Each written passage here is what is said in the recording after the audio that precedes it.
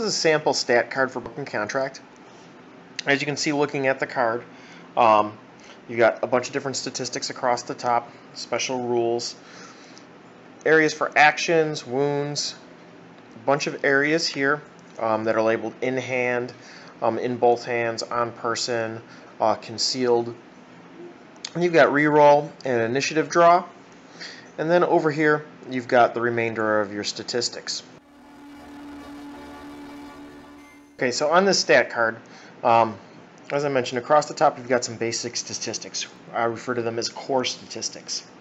You've got actions, move, and wounds. Now, actions refers to how many actions you can perform during a given turn. Move refers to how many inches you move on a basic walk. And then wounds refers to how many wounds you can take before you are down, out of action, or seriously injured. Now, because a character has 3 actions, this character has 3 actions, I'm going to put a token here to mark 3 actions. So the spaces across here on the stat card are for placing your equipment items. We currently don't have any mock-up cards for the equipment, but essentially the important thing to know is that a weapon that is in hand would go in the in-hand slot. If you had another weapon in hand, it would go in the other in-hand slot. But if you had a weapon that required 2 hands, it would go in the middle, covering up both hands. You have a section for on-person, and concealed. Now, in this case, whereas with in-hand dominating, being dominated by in both hands, concealed is a spot where you can actually add an additional item. So, on person, if I had 2 items, and then I also had a concealed knife, the knife would go underneath. So at maximum, a character could hold 5 items. 2 in hand, 2 on person, and 1 concealed.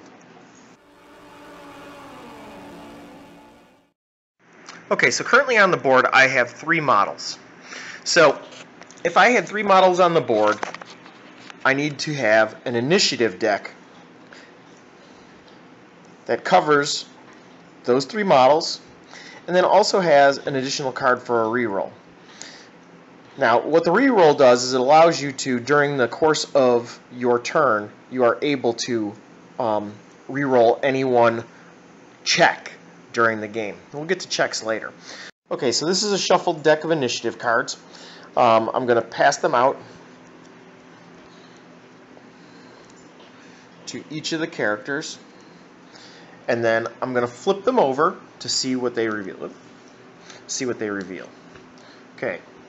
So this is a 2, this is a 1, and this guy got the reroll. So the reroll goes on the back slot. Now, because they got a reroll, there's still 1 card left in the deck. And so that card is going to get flipped over, and that's their initiative draw. This character is going to go first, that character is going to go second, and that character is going to go third.